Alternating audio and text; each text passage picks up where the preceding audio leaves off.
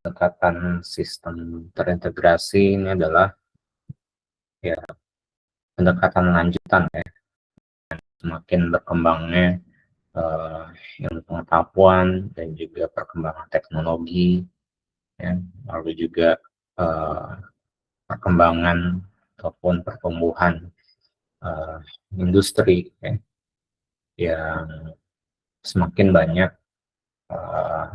produk ya, semakin banyak produk dan juga kebutuhan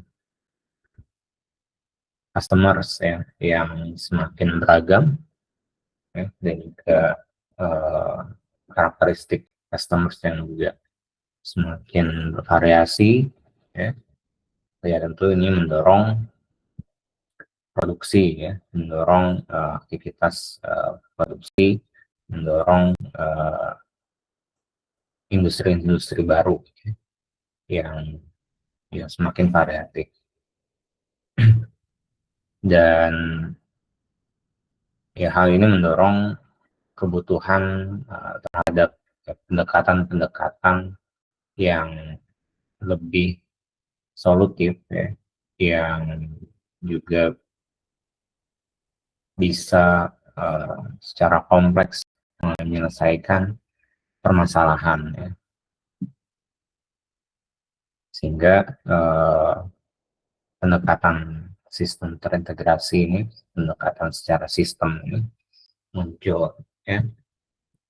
Dan ya bicara pendekatan sistem ataupun juga keilmuan kita ya, teknik industri yang dimana objeknya adalah yang kita desain ya, yang kita rancang, yang kita improve, yang kita install itu adalah sistem integral atau sistem terintegrasi. Nah, objek apa ya yang mudah untuk merepresentasikan sistem terintegrasi ya, dimana kita tahu sistem terintegrasi itu terdiri dari man ya, kemudian bukan people ya, lebih besar people, kemudian material, lalu equipment ya, kemudian informasi dan energi ya. Nah, sistem apa yang mendekati gitu ya, atau industri apa yang mendekati. Nah, yang paling cukup merepresentasikan elemen-elemen tadi ya, ada orangnya, ada material, bahan, ada mesinnya, peralatan, ada informasi, ada energinya. Itu adalah industri atau ya sistem ya, dalam hal ini perusahaan manufaktur ya. Karena elemen-elemen tadi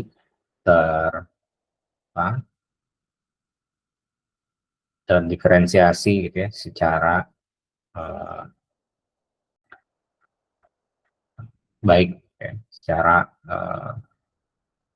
jelas ya dalam sistem manufaktur atau di dalam perusahaan manufaktur ya, sehingga dalam melihat sistem terintegrasi biasanya objeknya adalah perusahaan manufaktur atau dalam ini ya industri manufaktur.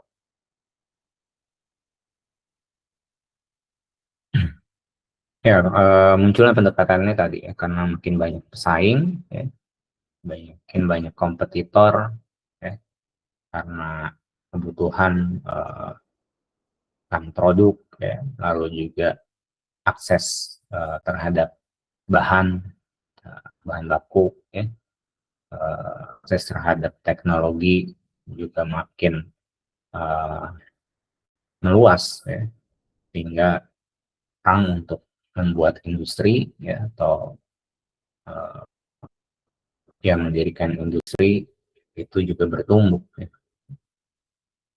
Sehingga orang yang tadi memproduksi sepatu ya tidak hanya satu perusahaan, satu jenis gitu ya, tapi juga ada pesaing-pesaingnya yang muncul gitu. Kemudian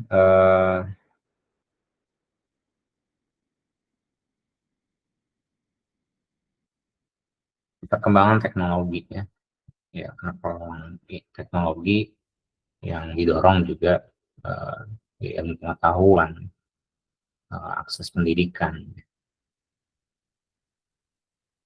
dan juga ya pertumbuhan terhadap riset ya, untuk industri. Lalu ya keterbatasan dan kemahalan sumber daya, ya, di mana sumber daya, bahan baku, bahan mentah ya, raw material ya terbatas ya di bumi ini. Ya. Ya, sehingga bahan baku atau sumber daya itu menjadi naik harganya. Ya. Kemahalan sumber daya itu tumbuh. Kemudian suara pelanggan yang semakin kuat ya, voice customer dari trennya menguat ya, atau pengaruh terhadap perusahaan, terhadap industri itu semakin besar. Ya. Perilaku customer, ya, kemudian ya keinginan dari customer itu mulai memperhatikan, ya, uh, mulai diperhatikan ya, oleh industri ya, karena terkait dengan pasar, ya, terkait dengan market. Ya.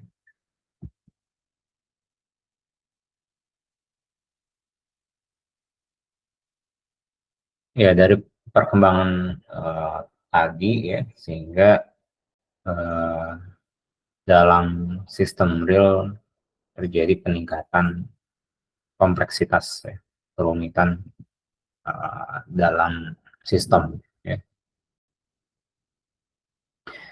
Ya secara sederhana suatu industri ya, industri manufaktur yang tadinya hanya memproduksi satu jenis ya, satu model gitu ya, karena tuntutan tadi ya, perkembangan teknologi,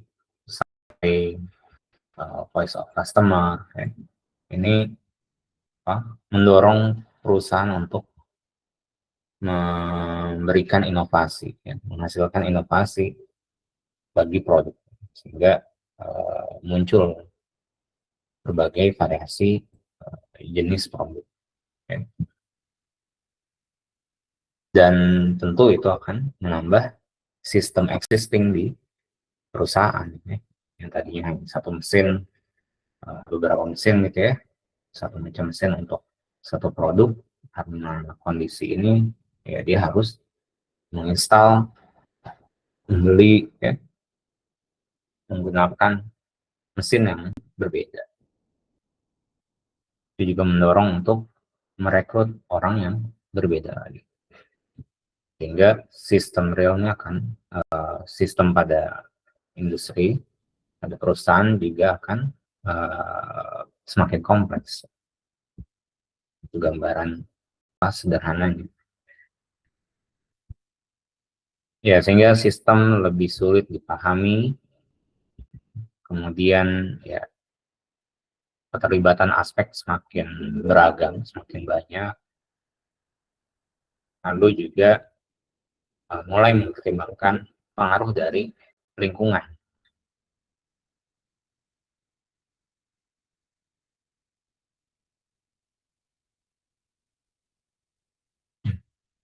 Dan hal ini ya diperlukan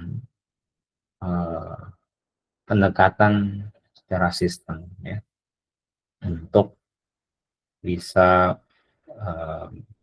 memecahkan permasalahan-permasalahan dalam sistem yang kompleks tersebut. Ya, pengaruh lingkungan pada sistem terintegrasi menjadi semakin kuat tadi ya. Pengaruh kompetitor, pengaruh customer ya, pengaruh apa, ya, lingkungan ya, itu semakin menguat ya terhadap sistem mikro, sistem terintegrasi di internal. Ya, sehingga sistem yang tadinya closed loop ya, sistem tertutup, ini menjadi sistem terbuka, ya, open system, ya, karena mempertimbangkan pengaruh dari lingkungan, hingga ya, untuk bertahan ya, bisa bersaing, harus bisa beradaptasi ya dari pengaruh elemen-elemen yang berasal dari environment ya, yang berasal dari lingkungan sistem terintegrasi. Ya, sistem terintegrasi menjadi operasi yang semakin rumit ya. Kemudian sifat abstrak dari objek teknik industri ya, yaitu dari sistem terintegrasi dan juga pengaruh dari lingkungan ya, ini memerlukan pendekatan yang baru. Kemudian pendekatan yang bersifat parsial menjadi tidak relevan ya, karena kompleksitas sistem ya, yang semakin meningkat, sehingga pemecahan ya, pendekatan untuk pemecahan permasalahan itu tidak bisa lagi secara parsial ya, tidak lagi mengunggulkan perbaikan pendekatan secara parsial di misalkan dalam hanya satu stasiun ya, stasiun kerja gitu, tapi kita juga harus melihat dan melakukan pendekatan solusinya secara sistem. Ya, sebelumnya juga kita perlu memahami konsep dari sistem.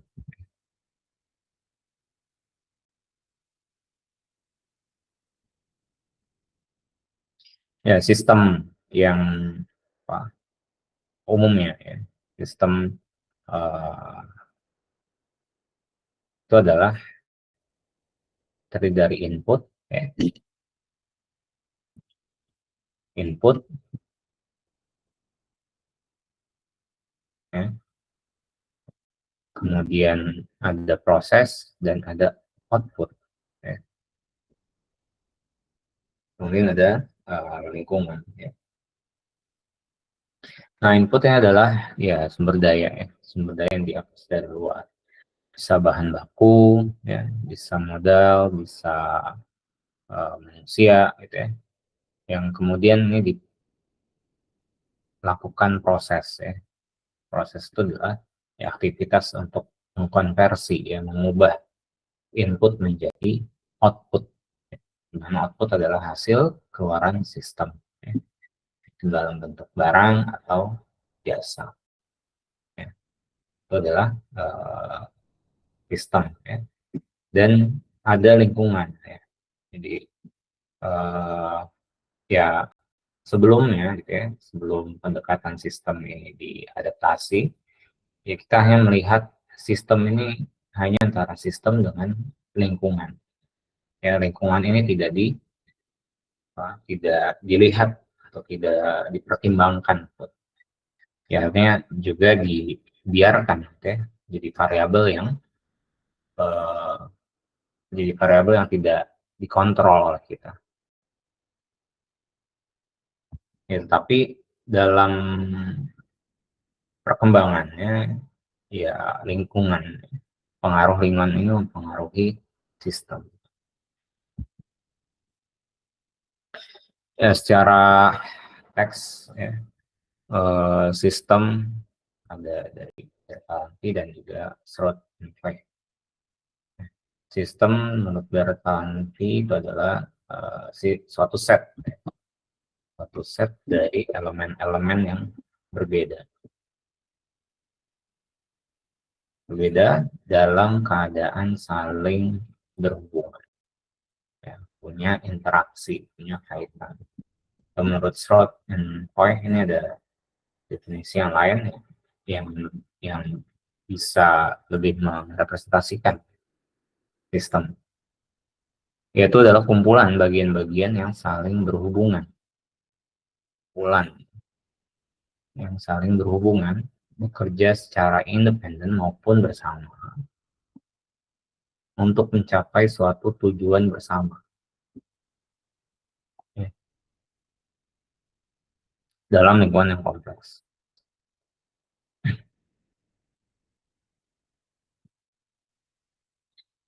Ya, sehingga beberapa hal yang bisa kita dapatkan ya, tentang sistem itu adalah harus ada elemen-elemen penyusun. Jadi ada komponen, ada elemen-elemen yang menjadi penyusun. Lalu ada interaksi antar elemen. Jadi antara elemen, organ, antara komponen itu punya interaksi. Ya. Sistem dalam tubuh, ya, sistem pencernaan, sistem pernapasan, ya. Misalnya sistem pernapasan itu adalah antara hidung, antara paru-paru, ya, saling punya keterkaitan dan juga ada interaksi. Ya ketika ada uh, ya udara yang masuk gitu ya. Nah, itu ada interaksi antara hidung, tenggorokan, kemudian paru-paru.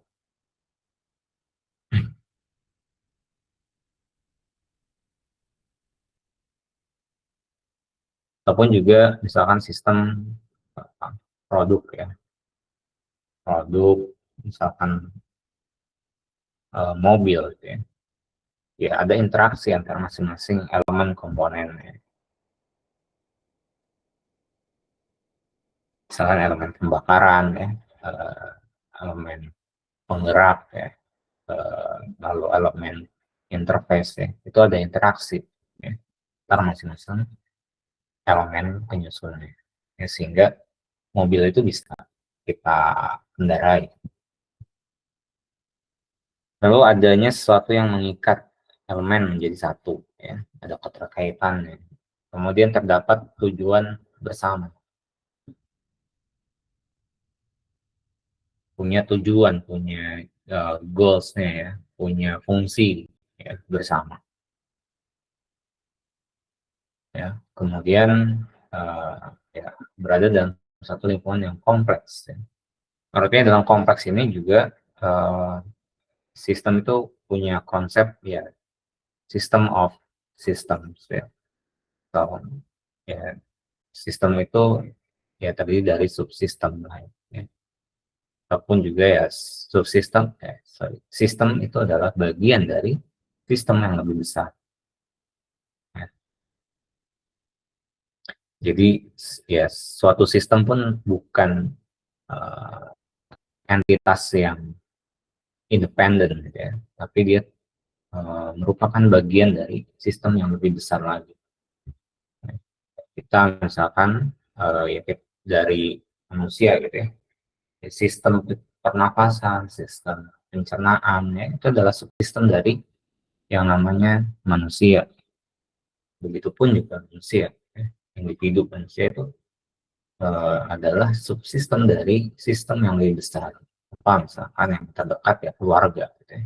Sistem keluarga. Nah, keluarga itu juga adalah subsistem dari subsistem yang lebih besar. Kenapa? Bahkan sistem RT gitu ya, sistem RT, sistem RW, atau sistem uh, bagian dari sistem kota gitu ya. Warga kota pun juga sama gitu ya. Masyarakat ya, warga kota itu juga merupakan subsistem dari sistem yang lebih besar. Ya, sistem apa? Sistem bisa provinsi atau mungkin bisa langsung ke sistem yang lebih besar ya, negara. Ya. Begitupun juga negara. Jadi ya apa? Uh, ya kita bicara sistem itu adalah uh, ya kompleksitas sistem itu seperti itu ya, juga. Sehingga nantinya ya kita perlu memberikan boundary ya, memberikan batasan ya, terhadap sistem yang kita amati. Ya kalau kita konteks dalam sistem industri ini ya, sistem industri yang besar, bagaimana industri-industri primer, sekunder, tersier, ya, uh, ya, dimana ini industri primer menjadi basis, ya, bisa dikatakan sebagai basis untuk industri yang selanjutnya, ya, proses selanjutnya, ya, industri sekunder, uh, ataupun juga ya tingkatan yang uh, lebih kompleks, ya, pengolahan, ya, ya, manufaktur kimia, ya.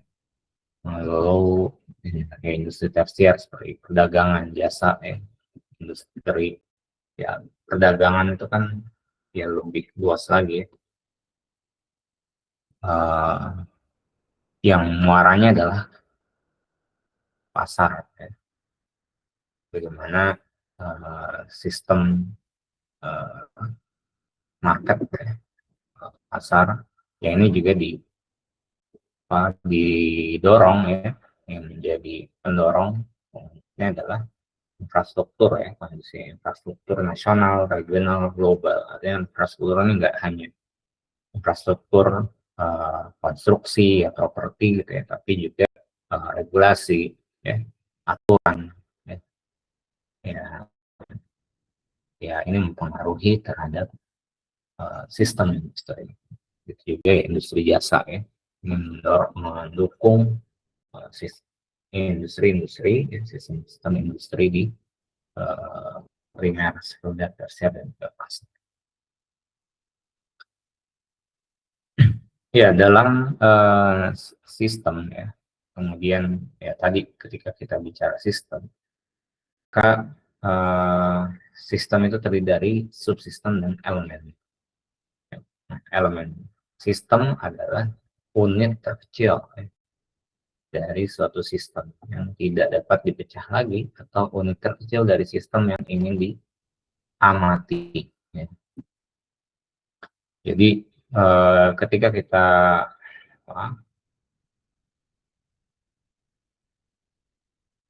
mengidentifikasi permasalahan dalam satu sistem, maka ya kita harus menentukan sistemnya sebesar apa, ya, scope dari sistem itu sampai mana, ya, ya, sehingga kita perlu memberikan boundary-nya, ya, batasan dari sistem, sehingga kita bisa mengidentifikasi elemen sistem, ya, subsistemnya, dan juga ya, subsistemnya apa.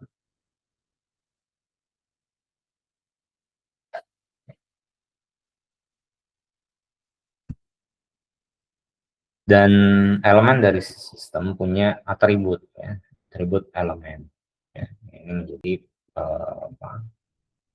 wujuddan luar, ya, dari bagaimana suatu elemen ini bisa diketahui, ya, atau sebagai pemberi karakteristik pada elemen, ya, hingga bisa diamati, bisa diukur, bisa dinilai, ya. Jadi elemen itu apa?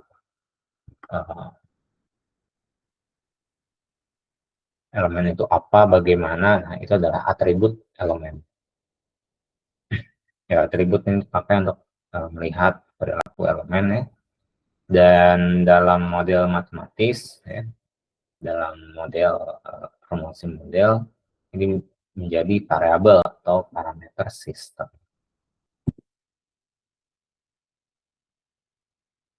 Ya, misalkan ilustrasinya ini, ya.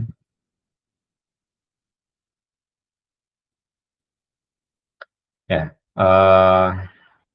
ilustrasinya adalah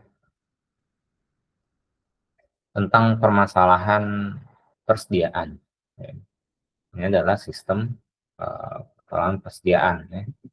Yang menjadi persoalan adalah ketika tidak menyimpan tidak menyimpan stok, maka akan memberikan potensi terganggunya kegiatan produksi, ya. Ataupun kalau terlalu banyak stoknya, produksinya lancar, ya, tetapi biaya untuk holdingnya, ya, biaya untuk simpannya itu akan mahal, ya, akan besar, ya, ya, karena ya menyimpan butuh butuh infrastrukturnya, ya, tempat kemudian juga apa mesin alat ya, pendukung untuk menyimpan stok tersebut. Lalu elemennya apa aja dalam sistem tersebut? Variabelnya apa saja? Ada ya elemennya apa aja ya? Elemennya adalah persoalan persediaan ini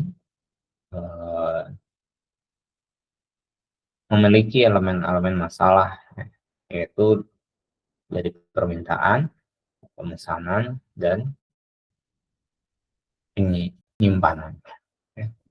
Nah, dari penyimpanan ini apa sih yang menjadi atribut atau yang dimiliki ya, atribut yang dimiliki oleh elemen-elemen tadi. Ya.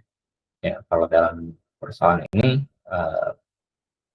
atribut yang dipunya itu adalah jumlah permintaannya. Ya, jumlahnya apa? Ya. Kemudian untuk pemesanan atributnya apa aja ya ketika masalah persediaan ini? Lead time ya, artinya waktu tenggangnya ya, waktu antara apa pemesan ya. Lalu biaya pesan ya, apakah konstan atau fluktuatif ya, atau linear gitu ya dengan jumlah pesanan. Kemudian ya terkait dengan jumlah quantity pemesanan. Lalu elemen penyimpanan atributnya adalah kapasitas simpan ya, tapi kapasitas gudangnya itu berapa. Lalu biaya simpan ya, kemudian ya jumlah yang disimpan. Ya, ini menjadi atribut ya, variabel dari elemen tersebut. Ya, dengan fungsi tujuan ongkos pesan. Yaitu biaya pesan dikali dengan jumlah permintaan.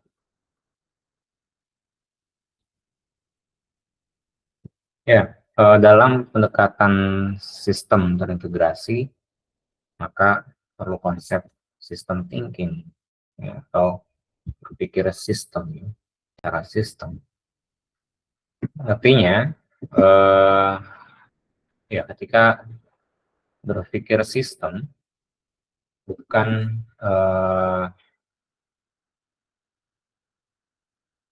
mencari atau memecahkan permasalahan secara parsial, ya, secara sepotong-potong, ya, atau ya terpisah antar masing-masing elemen, ya. Tapi secara ya utuh bagaimana sistem itu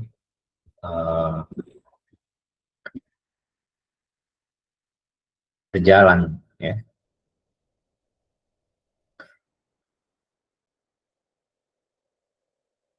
Ya karena ketika secara parsial maka akan mengakibatkan dalam penyusunan atau rancangan solusinya ya hanya bersifat terisolasi, artinya hanya pada konteks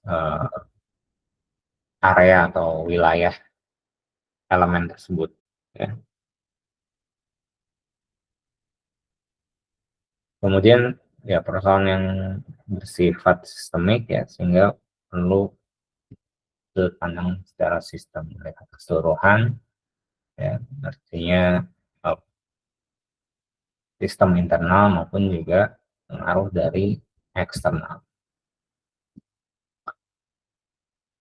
Ya, mungkin sudah ya. Ya, sistem thinking bisa dilihat secara konsep juga seperti model mental ya, mental model ya. Jadi mental modelnya adalah ya secara sudut pandang ketika cara berpikir kita ya menerima stimulus. Oke, jadi ketika proses kita mengolah informasi, ya. Mengolah informasi ya secara model gitu ya, kalau kita modelkan tuh kurang lebih seperti ini. Jadi ketika ada objek ya, ada objek, kemudian ya objek itu memberikan stimulus ya, memberikan rangsangan pada indera kita. Misalkan dalam ini yang umumnya adalah ya indera penglihatan kita. Kemudian ya proses itu masih proses secara fisik gitu ya. Yang dilanjutkan adalah proses yang berikutnya adalah proses dalam otak kita ya, dalam proses mental kita, proses kognitif kita ya, berpikir kita. Nah, di dalam proses mental ya, proses berpikir kita itu, suatu objek itu kan kita persepsikan berdasarkan dari ya memori kita, berdasarkan dari pengalaman kita gitu ya, memori jangka panjang atau jangka pendek ya, sehingga kita bisa menghubungkan ya, menghubungkan antar masing-masing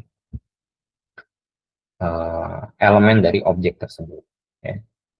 Jadi misalkan ya objek segi 5 ini ya, maka kalau kita buat secara lambat gitu ya prosesnya ya, kurang lebih seperti ini ya. Kita melihat objek ini ya. Nah, kalau tidak ada mental model atau proses berpikir ya, kita nggak tahu ini bentuknya apa. Nah, tapi karena ada proses berpikir ya, maka kita persepsikan, oh objek ini terdiri dari ada titik ya, titik yang keluar itu 5 ya.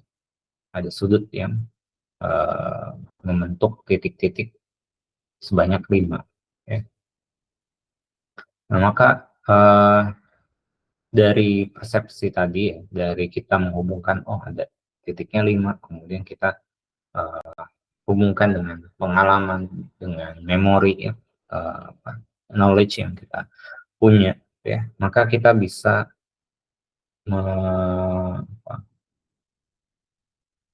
memutuskan ya, kita memutuskan bahwa ya objek ini adalah objek segi 5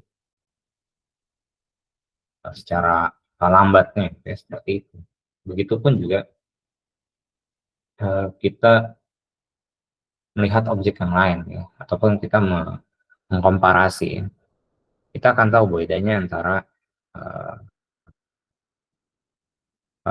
mobil dengan beca gitu.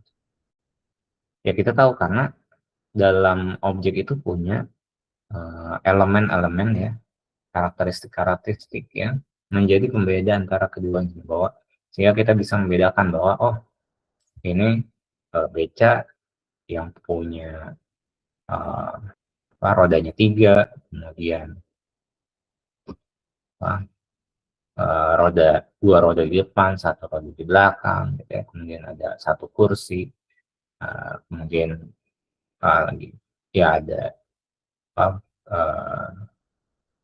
penutupnya gitu ya, dan terbuka di depan. Kemudian kalau yang mobil dia ada 4 roda ya, kemudian ada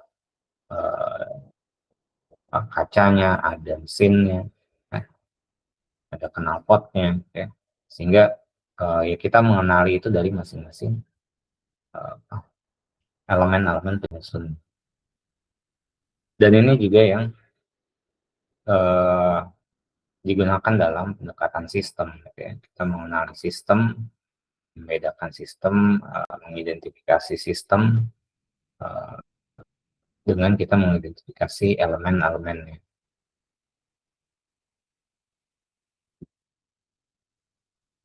Ya, kemudian aspek sistem ya. karena sistem terdiri dari aspek yang berbeda, teknikal, ekonomi, dan juga sosial. Dan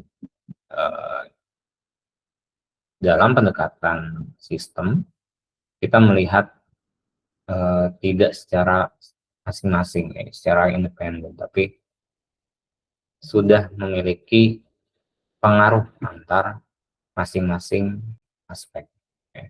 Ada kaitan, ada integrasi antar masing-masing aspek.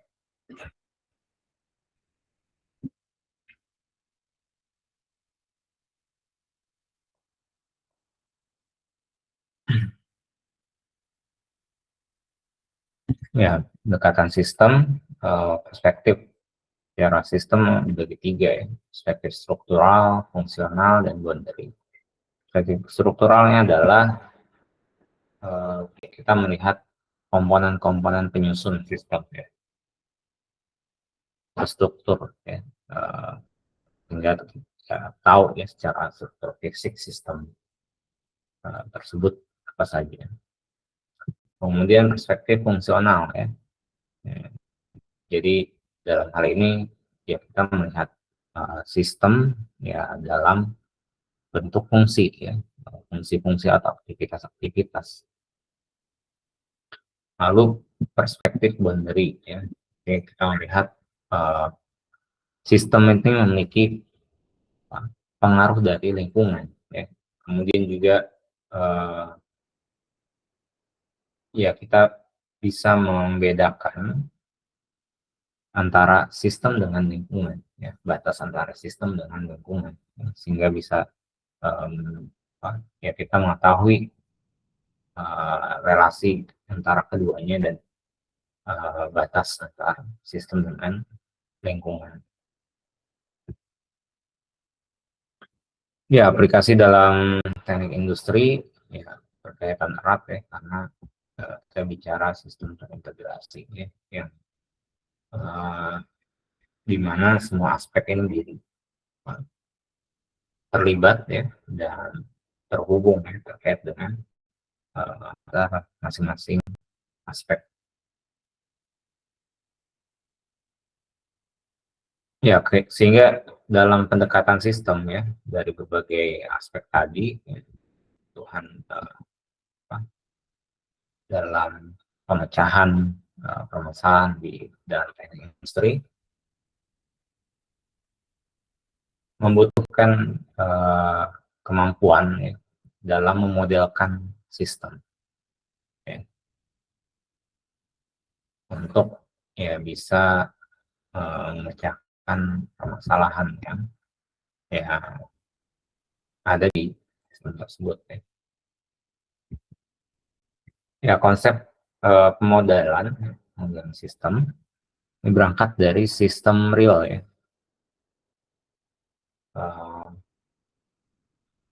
Permasalahan di dalam sistem realnya seperti apa, ya.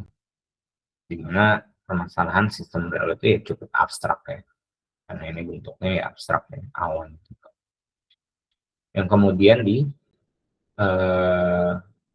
ya, dengan pendekatan sistem ini kita modelkan, ya, melalui proses pemodelan, ya, hingga menjadi sebuah model, ya.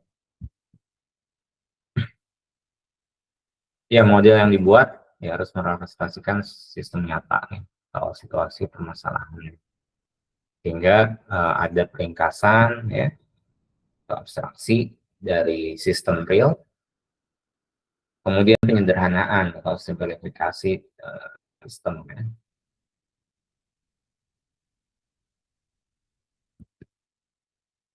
Ya, kayak seperti kemarin, ya, ya permasalahannya terkait dengan ya berapa produk yang harus diproduksi, ya, antara celana dengan jaket, ya. Maka kita lakukan abstraksi. Nah, abstraksinya itu ya tujuannya apa? Tujuannya adalah memaksimalkan keuntungan, ya, sehingga kita modelkan itu dengan simbol, gitu. Atau ada batasan, gitu, ya. Ada batasannya adalah ketersediaan dari bahan dan juga ketersediaan dari jam kerja. Ya. Maka uh, kita ringkas, kita simplifikasi dengan model, gitu ya, model ketidaksamaan.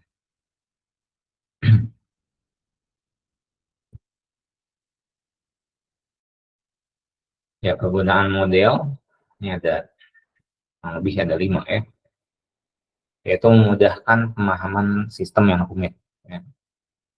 Apa, sistem real ya, sistem nyata itu ya banyak kompleks ya, dengan model ini ya tujuannya untuk memudahkan problem dari sistem tersebut ya. Kemudian memungkinkan eksperimen tanpa merusak sistemnya nyata ya, karena kita menggunakan pemodelan ya, kita tidak bereksperimen langsung di lapangan uh, dari intervensi yang kita lakukan. Jadi intervensinya itu ya kita lakukan dalam eksperimen modelnya. Ya, kemudian tentu meminimasi biaya ya, karena tidak secara langsung uh, perubahan ataupun juga trial error perbaikannya di dalam sistem real.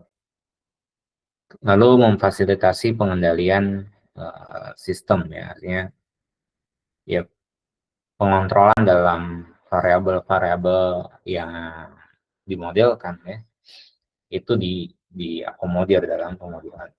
Kemudian meminimasi pemikiran intuitif ya, karena ya intuitif atau ya, secara insting ya, secara pengalaman dan ya, subjektivitasnya tinggi, sehingga dalam pemodelan ini bisa objektif ya dengan proses kuantifikasinya yang dilakukan dalam model. Ya, proses dalam pemodelan ada identifikasi masalah, karakterisasi sistem, formulasi model, ya, yang disampaikan sampai implementasi. Dimana kalau di sini kita lihat validasi ini dilakukan di setiap proses ya. Karakteristik ya, di formulasi lalu di estimasi. Ya, ini melibatkan proses kreatif karena bukan proses iteratif ya.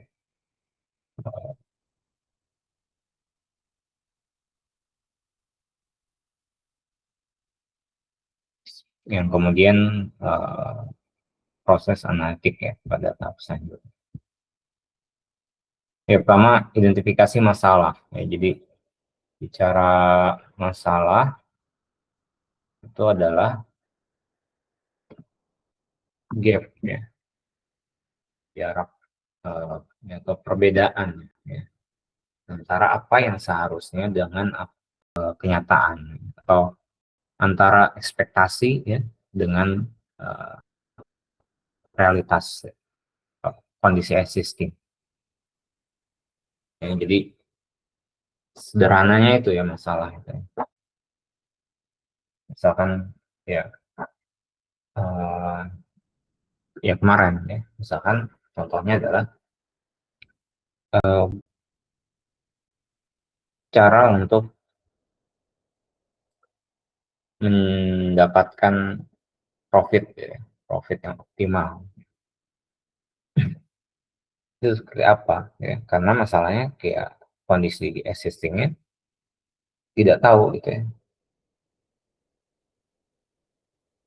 apa atau ya kondisinya adalah uh, belum mencapai dari ekspektasi ya, atau capaian yang dipasang, yang dibuat gitu ya. Sehingga itu menjadi masalah ya. Masalah antara apa yang didapatkan sekarang dengan ekspektasi ya, itu adalah problem yang perlu diperbaiki.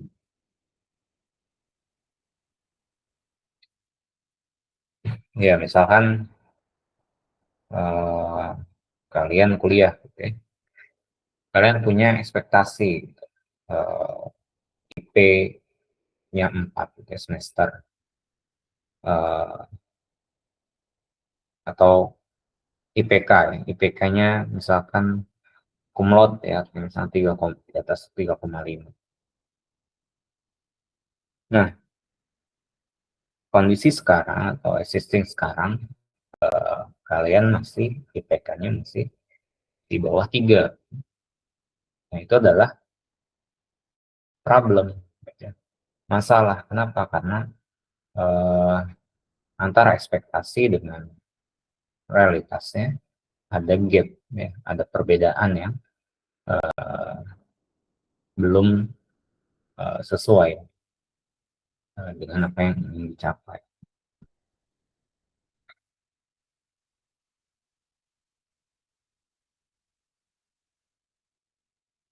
Ya, begitupun juga nanti, ya. Misalkan tugas akhir ya, mungkin masih lama ya, kan itu kan masih tugas akhir gitu ya, bingung gitu ya, atau bisa jadi juga salah dalam mengidentifikasi masalah gitu ya. Antara bahasan dengan masalahnya nggak merepresentatifkan, dan itu banyak ya di apa, di seminar-seminar gitu ya, seminar-seminar proposal senior kalian cukup banyak masalahnya tidak sesuai dengan apa yang mau dibahas gitu. Uh, Sehingga yang disampaikan bukan masalah, ya.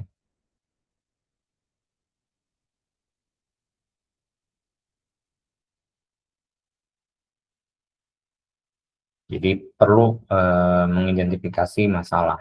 Masalah secara sederhananya ini, ya, perbedaan antara uh, yang seharusnya dengan kenyataan, ya.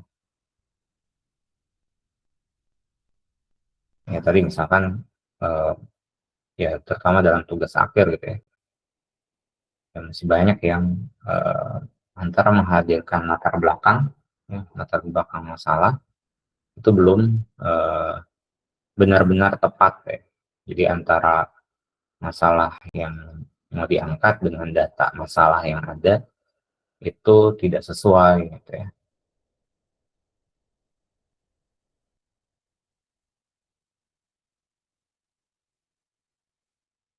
Akan ingin menyampaikan atau mengangkat masalah terkait dengan eh, keselamatan kerja gitu ya. Tapi dalam ah, perumusan ya dan juga pembuatan latar belakang masalahnya tidak disampaikan data-data terkait dengan uh, kecelakaan kerja, cedera gitu ya. Sehingga ya yang melihat tidak tahu ya masalah yang diangkat sebenarnya ada atau tidak, ya. Seharusnya ketika membahas tentang K3 keselamatan kerja, maka uh, dilampirkan ya data antara apa, data existing dengan yang ingin dicapai. Ya, misalkan K3, misalkan tujuannya adalah untuk mencapai zero accident, tapi yang terjadi belum ada atau masih terjadi kecelakaan, ya, masih terjadi cedera. Itu kan berarti ada gap antara kondisi sekarang dengan capaian.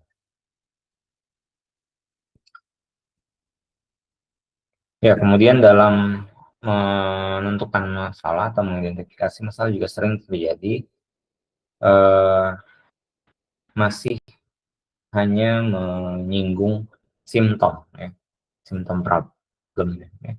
Jadi gejala masalahnya, ya, bukan dari akar permasalahan, ya. Nah itu yang bisa menyebabkan kesalahan dalam memberikan solusi, ya. Dalam pemecahan masalah bisa salah karena uh, kita menganalisis simptomnya, gejala.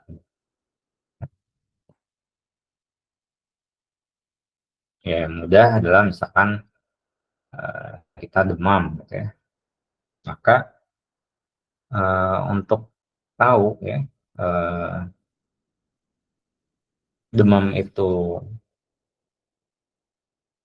adalah uh, apa ya, sakit apa gitu ya, seseorang itu ketika demam sakit apa, maka ya dokter itu biasanya akan menanyakan gitu ya, menanyakan uh, terkait dengan keluhan, terkait dengan makanan ya, kemudian ya, hal-hal yang lain ya, yang biasanya sebagai data pendukung untuk menyimpulkan ya, demam ini sakit apa ya, mengindikasikan sakit apa ya, karena kan demam itu adalah simptom ya, gejala dari ya penyakit ya. Bisa penyakit karena masalah pencernaan, bisa karena virus ya, karena bakteri ya, ataupun juga demam itu bisa karena stres ya. Nah itu eh, ya sehingga dokter itu biasanya melakukan identifikasi lebih lengkap ya, dengan wawancara dengan pertanyaan-pertanyaan yang lain, atau juga memeriksa organ tubuh yang lain. Untuk apa? Untuk mendapatkan penyakitnya apa, ya, akar masalah dari demamnya itu apa. Begitu juga dalam uh, kita memodelkan sistem ya, kita mengidentifikasikan masalah sistem ini apa ya. Sehingga perlu kita banyak data, banyak varian data ya. Kemudian juga banyak metode ya yang dilakukan untuk mengidentifikasi sistem tersebut, ya, sehingga punya banyak sumber ya, punya banyak sumber daya untuk mengidentifikasi akar masalah. Dan untuk membantunya biasanya ya kita membutuhkan konteks ini ya. Jadi konteks ini bisa memberikan pembedaan ya, antara entitas ini masalah atau hanya simptom ya.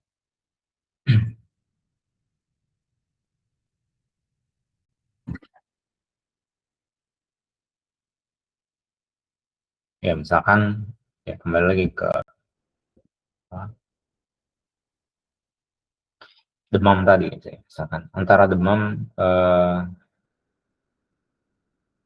misalkan ya demamnya ketika periksa gitu ya, lalu demam, kemudian baru sehari kemudian demamnya juga tidak terlalu tinggi gitu ya, maka eh, konteksnya bisa berbagai macam ya.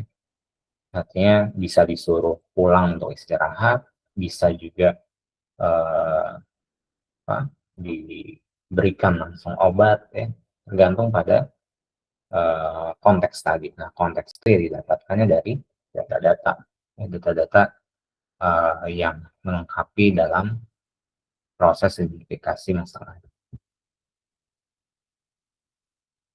Ya, untuk membantunya salah satu tools ya dalam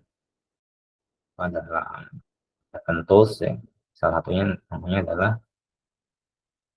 fishbone diagram ya, diagram untuk tulang ikan ya, untuk menemukan root problem atau uh, root cause problem ya, akar penyebab masalahnya ya, dimana suatu masalah yang kita temukan ya, kita breakdown ke dalam masing-masing elemen ya. Misalkan dari elemen alat ya, kemudian proses, manusia, material ya, environment ataupun manajemen. Nanti kalau ada permasalahan ya yang paling banyak muncul gitu ya, itu bisa mengindikasikan sebagai akar masalah. Lalu mengkarakterisasi sistem ya.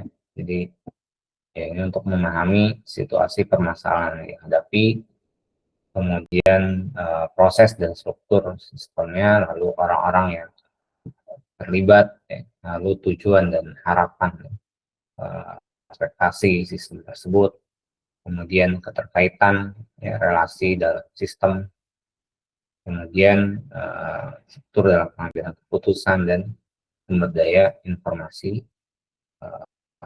dari sistem. Ya, ini untuk memperoleh variabel keputusan, kendala, parameter, dan hubungan logis.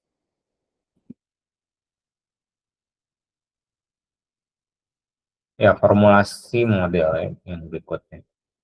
Biasanya dalam bentuk model matematik. Ya.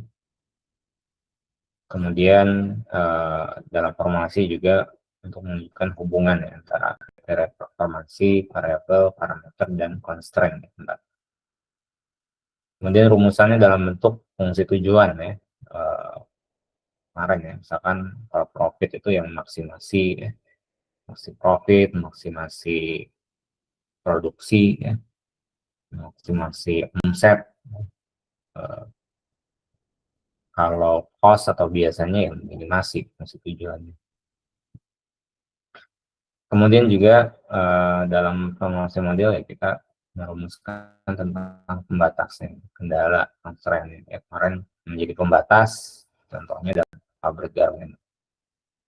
Persoalan PT Exil kemarin adalah pembatasnya ya terkait dengan ketersediaan dari bahan dan juga ketersediaan dari jam kerja. Ya. Yang kemudian diformulasikan dalam model matematis seperti samaan, ya, batas pembatasnya. Lalu dalam membuat atau menyusun ya solusi model, ya, untuk membuat putusan. Nah, ini ada 3 jenis solusi. Ya. Yang pertama solusi analitik. Ya. Ini adalah solusi yang optimal, ya, yang ideal, ya, yang diinginkan. Ini dihasilkan dari algoritma matematik. Lalu ada solusi heuristik. Ya. Artinya di sini langkahnya ya coba-coba ya, trial error ya, yang logis ya secara iteratif. Kemudian solusinya mendekati optimal. Biasanya near optimal.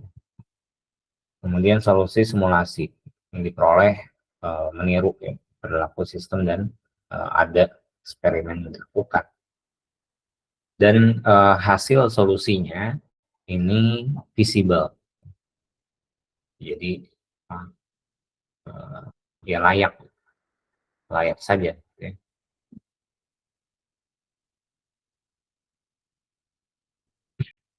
Lalu validasi ya. Tahapan berikutnya dalam pemodelan adalah validasi ya. Yang untuk menyesuaikan antara sistem dengan model. Apakah sudah merepresentatifkan sistem yang diwakili ya, model yang dibuat, ya, atau masih ada perlu improve ya, perbaikan. Ya idealnya dilakukan dalam tiap tahapan ya, dalam pemodelan sistem.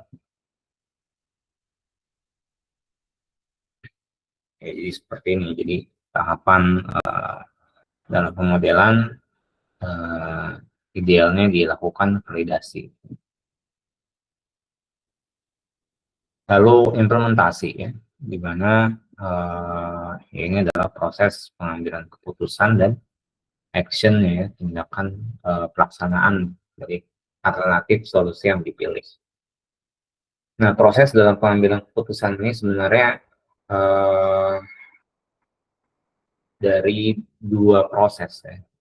Yang pertama adalah yang secara objektif ya, dari kita memodelkan sistem tadi, memodelkan permasalahan tadi ya, yang tentu prosesnya adalah proses kuantitatif ya.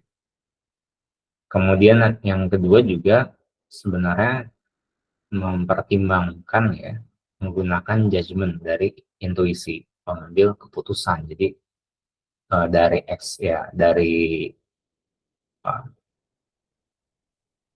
kemampuan ya, skill uh, dari si pengambil keputusan ya.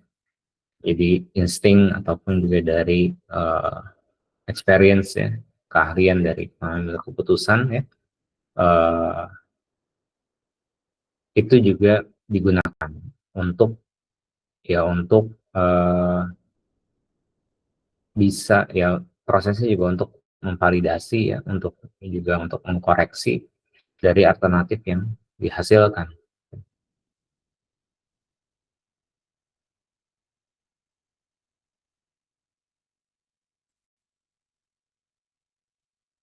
Kemudian tindakan ya atau action dari implementasi ini adalah ya untuk menjalankan putusan ya yang memiliki dampak terhadap manajemen, kemudian juga terhadap langkah-langkah implementasi. Maaf Dan Pak, suaranya kurang jelas. oke, cek sekarang jelas nggak? Iya Pak, sudah Pak.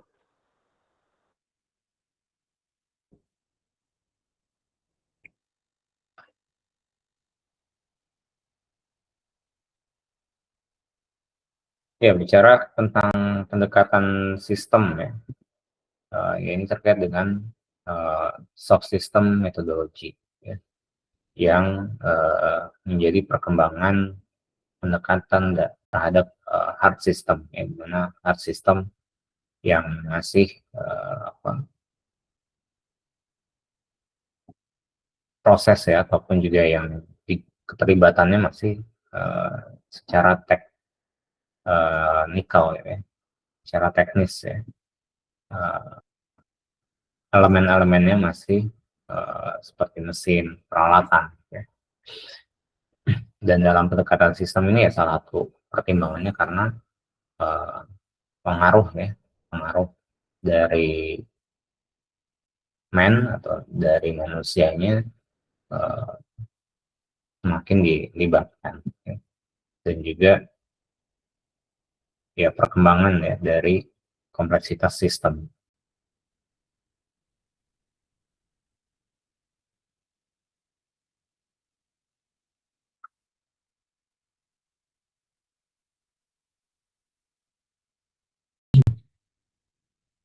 Kemudian ya untuk persoalan yang ill defined ya, ya pendekatan hard system ini masih belum bisa gitu ya, ataupun juga untuk permasalahan-permasalahan yang kompleks,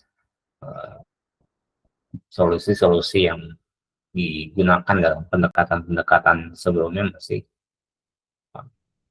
terbatas gitu ya. Sehingga dibutuhkan pendekatan secara sistem atau ya dalam hal ini soft system metodologi. Kerangka dari soft system methodology ini ada 7 ya, 7 langkah ya.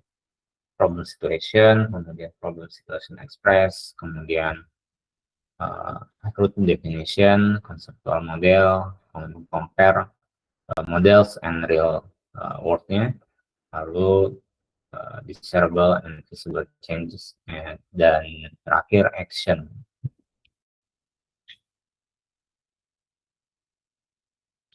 Kemudian ya ini penjabaran dari ketujuh langkahnya, problem situation atau ya memahami ya permasalahan ya. Ya, di sini yang dilakukan adalah ya eksplorasi ya, kemudian juga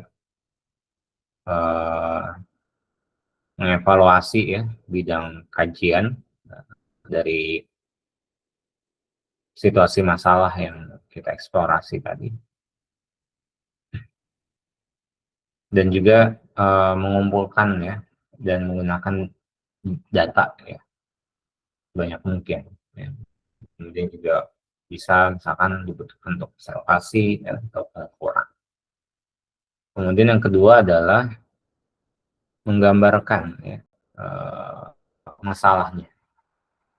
Ya. Jadi setelah kita memahami ya, mengidentifikasi, mendefinisikan masalah, kita menggambarkan masalahnya. Ya. Dan ini biasanya didukung ya, pada tahapan ini didukung dengan tools rich picture ini, dengan menggunakan rich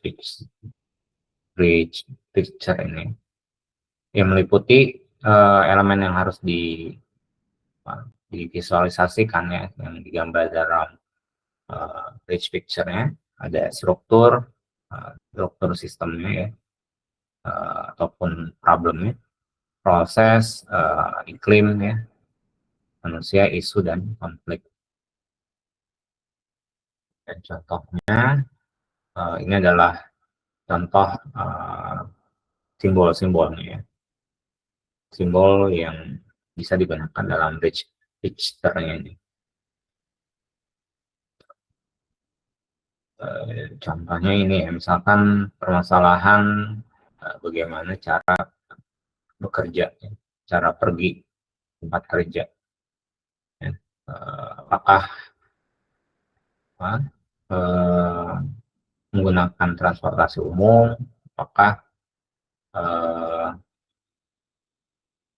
menggunakan mobil pribadi, gitu ya, ataukah menggunakan sepeda, ya. Dan di sini ya kita menggambarkan, gitu ya, menggambarkan kondisi masalah. Ya, kondisi masalah ini kita ingin memilih mode transportasi apa gitu ya, yang kita pakai, ya, dengan segala macam potensi resikonya. Ya. Kalau misalkan bus, ya ada jadwal-jadwal tertentu gitu ya, untuk pemberangkatannya. Kalau mobil gitu ya, ya mungkin bisa cepat, ya, bisa sesuai dengan mau kita kapan berangkatnya. Tapi juga ada permasalahan polusi, ya, bisa berkontribusi terhadap polusi. Ya. Kemudian biaya yang dikeluarkan untuk bahan bakar ya, atau juga potensi obes ya, karena kegiatannya ya duduk, nyetir gitu ya. Atau ya kita menggunakan sepeda. Ya. Sepeda juga ada plus minusnya gitu ya. Plusnya ya kita bisa lebih cepat, kemudian kita bisa mau kita kapan berangkatnya gitu ya. Jalurnya juga bisa lebih fleksibel ya. Tapi ada potensi misalkan kalau hujan ya kehujanan ya. Atau juga potensi tertabrak ya. Ya karena sepeda cukup riskan gitu ya, misalkan kalau di jalan raya. Tapi juga misalkan ya ada potensi menyehatkan tubuh kita gitu ya, karena exercise, karena latihan olahraga.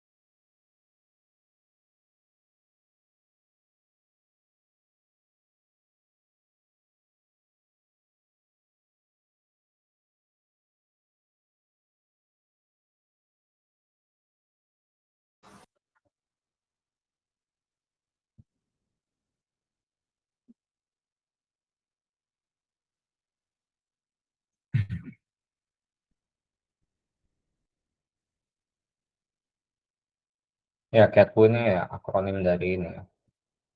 Customer, Actor, Transformation, Transform atau Worldview ya. Kemudian Owner dan Environment. Ya, customer-nya apa? Customer-nya adalah pihak yang terdampak dari transformasi atau dari uh, proses ya. Kemudian aktor ini adalah orang yang melakukan transformasi atau prosesnya, perubahan. Transformasi itu adalah ya uh, proses itu sendiri ya, proses apa, masalah itu seperti apa ya, yang dimaksud. Ya. Lalu worldview ini adalah sudut pandang atau kerangka kerja atau ya sudut pandang ya, sehingga eh, permasalahan itu punya konteks, punya maknanya. Kemudian owner ya, ini adalah ya pihak yang punya kepentingan ya terbesar terhadap sistem.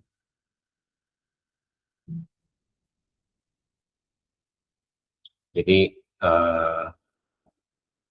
ya memiliki otoritas tertinggi ya untuk meniadakan, artinya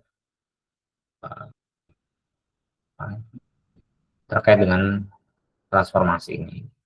Jadi owner ini yang punya otoritas terhadap transformasi ini terjadi atau enggak. Kemudian environment ya, lingkungan atau elemen di luar sistem yang punya pengaruh tapi tidak bisa mengendalikan sistem. Ya.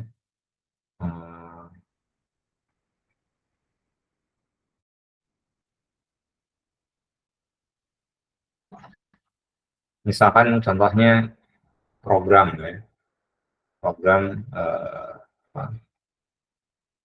yang dekat dengan kita, program Kampus Merdeka Belajar ya.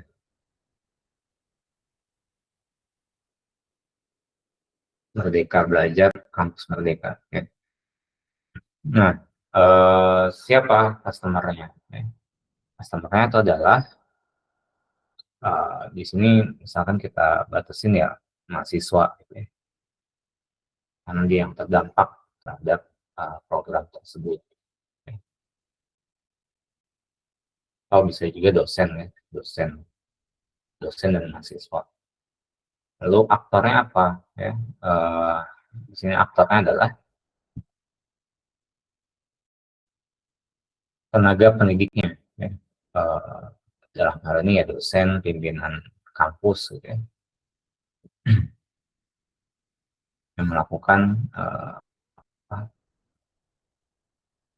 program atau terkait dengan permasalahan MBKM.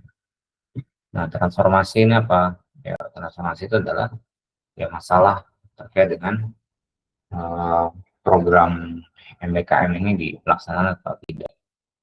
Apa program MBKM tersebut, gitu ya, perubahan-perubahan yang di dalam MBKM. Pesan Haung ini atau sudut pandangnya ya, atau kerangka kerjanya ya terkait dengan proses pendidikan ya, di mana proses pendidikan terhadap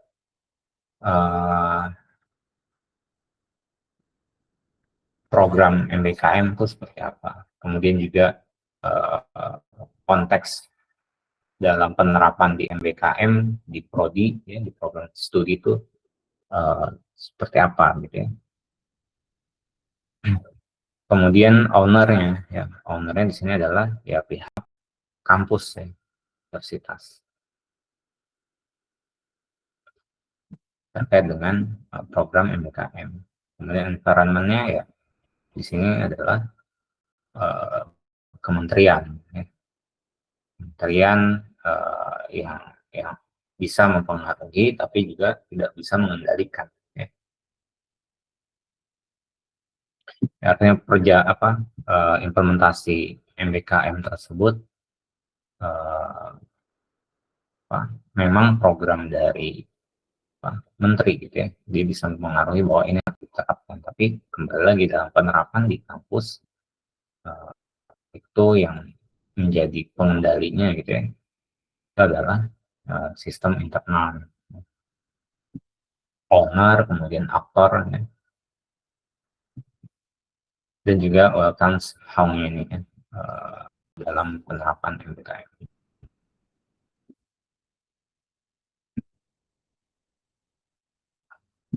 Lalu yang berikutnya adalah komparasi model ya dengan real world-nya ya, dengan dunia nyata.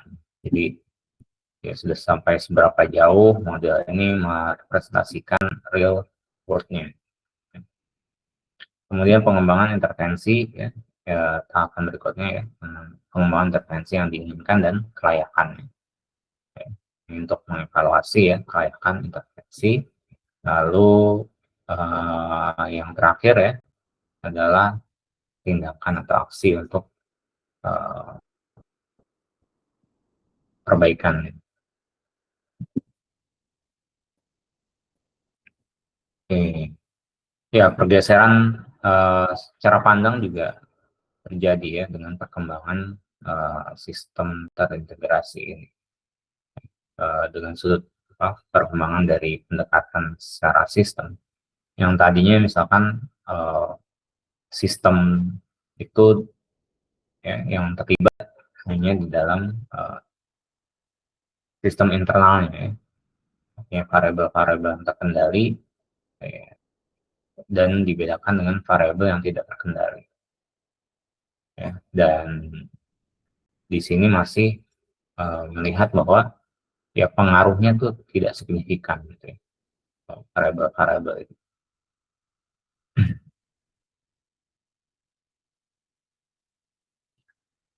Misalkan dalam hal ini konteks terkait dengan safety stock ya supaya ini dengan pihak luar ya, variabel yang tidak terkendali ya, sehingga diabaikan terkait dengan kualitas ya, kemudian juga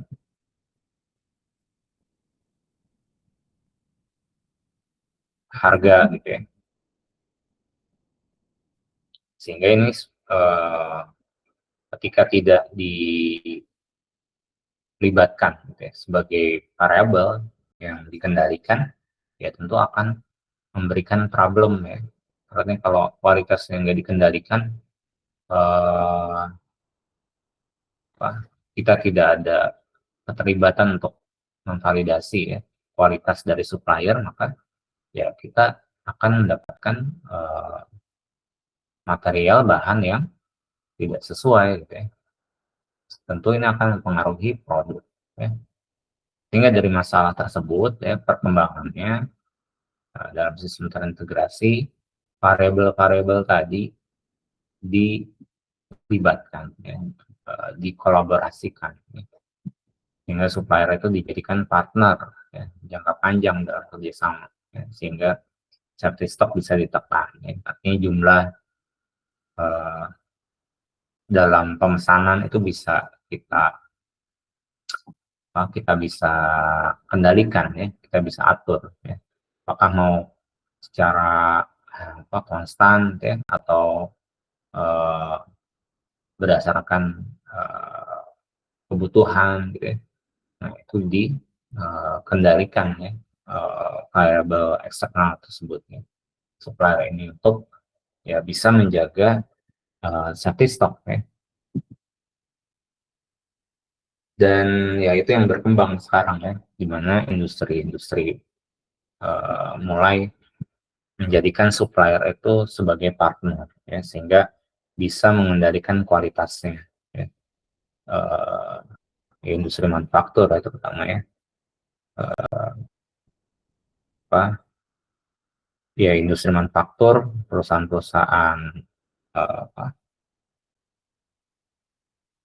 manufaktur misalkan mobil ataupun pangan gitu ya, mereka biasanya melakukan partner dengan supplier-suppliernya ya, suku cadang gitu ya, part-part yang misalkan ya tidak diproduksi gitu ya oleh industri besarnya, tapi mereka menggunakan supplier lokal. Nah, mulai itu diajak kolaborasi, diajak kerjasama, ya, sehingga kualitasnya pun bisa terjaga. Ya. Artinya produk-produk defect-nya itu bisa ditekan, kemudian juga ketersediaan dari bahan ya itu juga terjaga, ya, karena kita bisa mengatur supply bahan baku.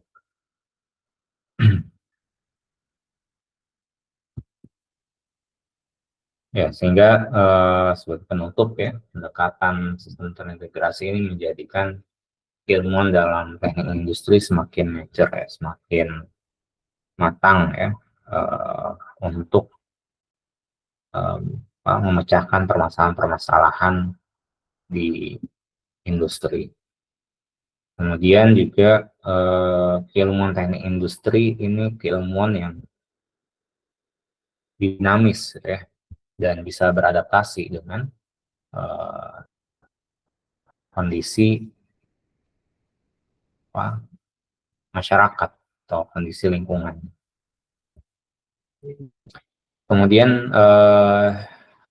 dengan adanya pendekatan sistem terintegrasi bukan juga menghilangkan ya, atau juga menghilangkan ya, penggunaan pendekatan-pendekatan yang sebelumnya ya. Sehingga pendekatan-pendekatan sebelumnya itu masih relevan. Ya, kemudian pendekatan sistem terintegrasi ini ya perkembangannya bisa diaplikasikan ya pada area-area non industri. Ya. Misalkan pada pemerintahan maupun juga pada bidang-bidang sosial ya, bidang-bidang pendidikan ya, itu juga bisa diaplikasikan. Dan ya penyertaan perkembangan teknologi informasi ya, mana ini bisa lebih mengoptimalkan ya pendekatan secara sistem terintegrasi ya, yang sebagai pendukung untuk melakukan pendekatan terintegrasi ya. Artinya dengan teknologi informasi ya makin bisa secara efisiensi gitu ya, efisiensi lebih baik, lebih meningkat gitu ya, karena adanya misalkan produk-produk untuk mendukung pendekatan-pendekatan yang modelan gitu ya, dan simulasi. Oke,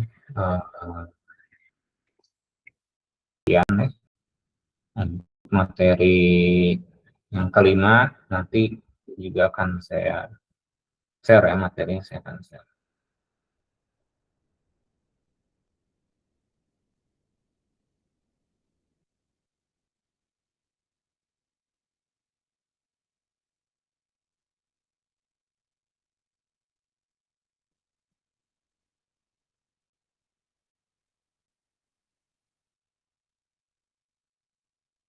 Ya, silakan. Ada yang ditanyakan atau didiskusikan?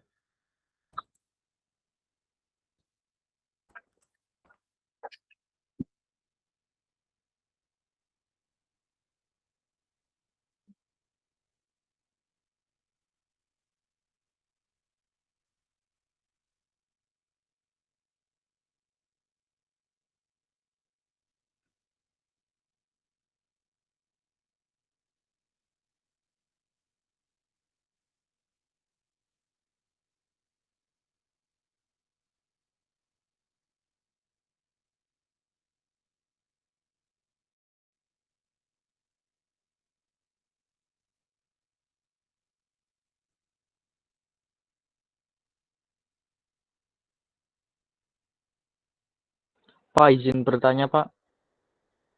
Ya. Itu kira-kira ada nggak ya Pak keuntungan utama dari menggunakan pendekatan sistem terintegrasi ini dalam industri teknologi informasi, Pak? Terima kasih, Pak.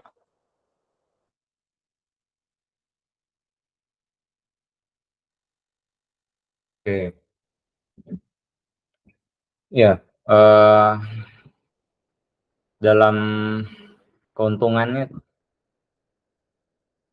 ya kita lihat dari apa dalam pendekatan sistem terintegrasi ini kita bisa secara kompleks ya, secara menyeluruh dalam mendapatkan permasalahan ya, karena kita melihat secara sistem ya. Oke, misalkan eh,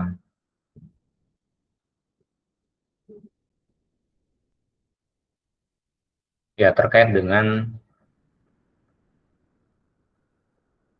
supply chain gitu ya, supply chain ataupun juga industri eh, apa, industri pangan ya, kebutuhan sistem pangan kita.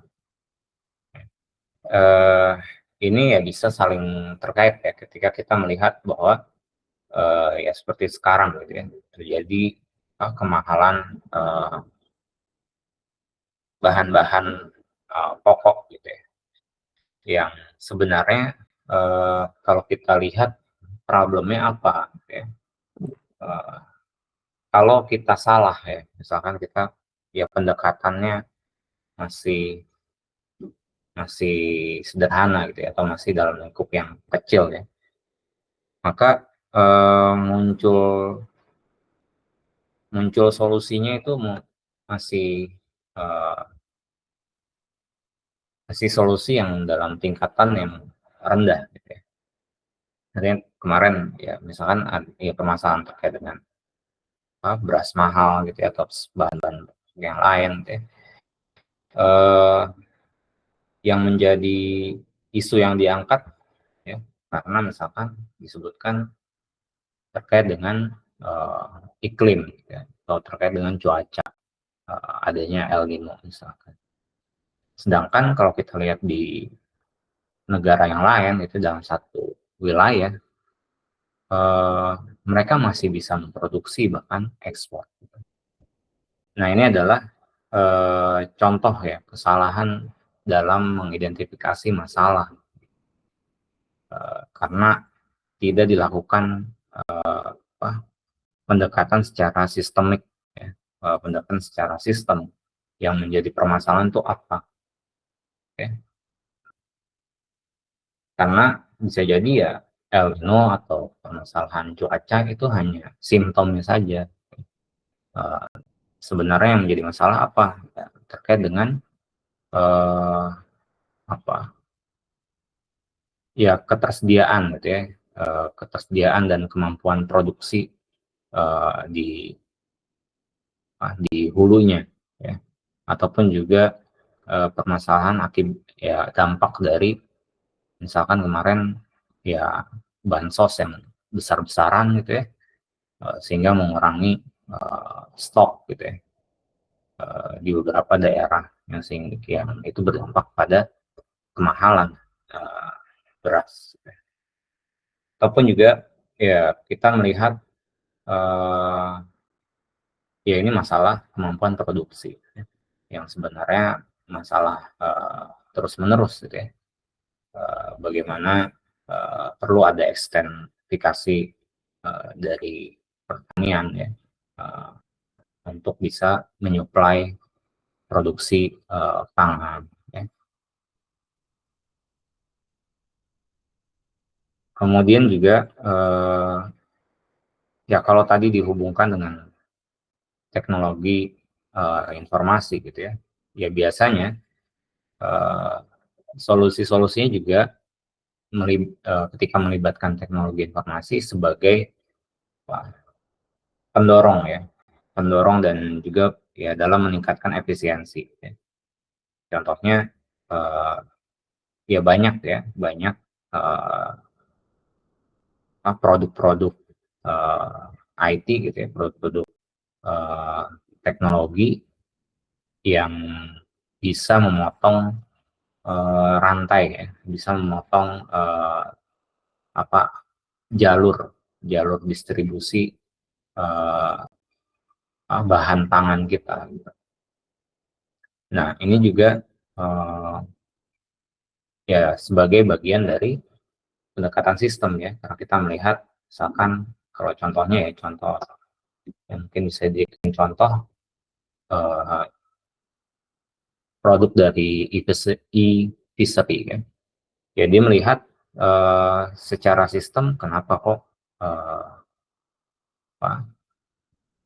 produk-produk perikanan gitu ya eh, ini cukup mahal ataupun juga secara ya perikanan ya terutama ini kenapa mahal, kemudian apa yang menjadi masalah ya, yang melihat sistem dari terkait dengan produksinya ya di hulunya ya, terkait dengan ketersediaan pangan, kemudian juga cara cara budidaya gitu ya, yang itu diperbaikin gitu ya, diperbaikin dengan misalkan ya adanya sistem pemberian makan yang secara otomatis gitu ya, sehingga ini memperbaiki biaya untuk pakan ikan gitu ya.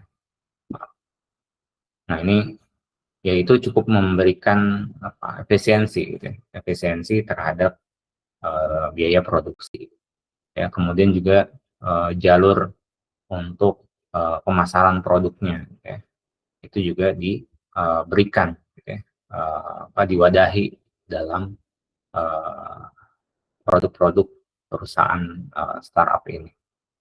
Ya itu bisa menjadi contoh gitu ya, menjadi contoh bagaimana eh, pendekatan sistem itu dilakukan ya. Karena melihat dari hulu sampai hilir, kemudian diberikan solusinya, salah satu pendorongnya adalah kemajuan kemajuan teknologi dan informasinya itu digunakan gitu.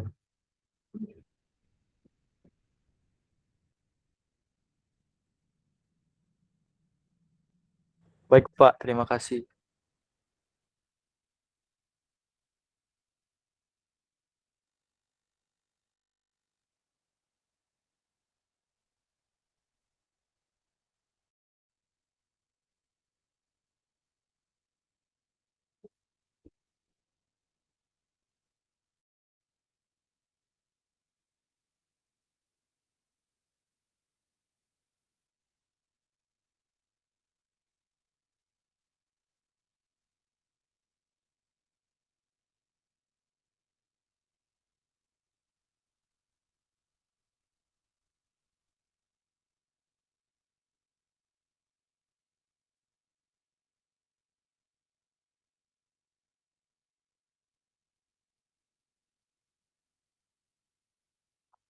Oke, ada lagi?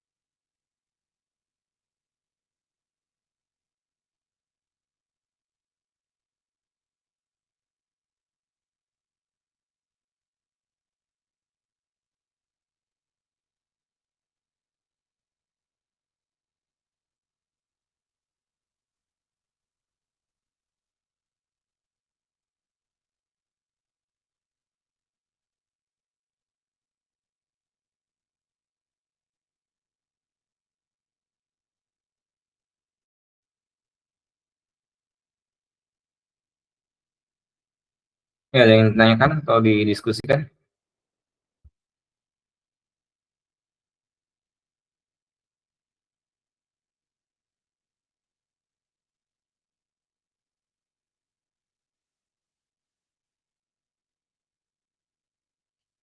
Oke, tidak ada ya.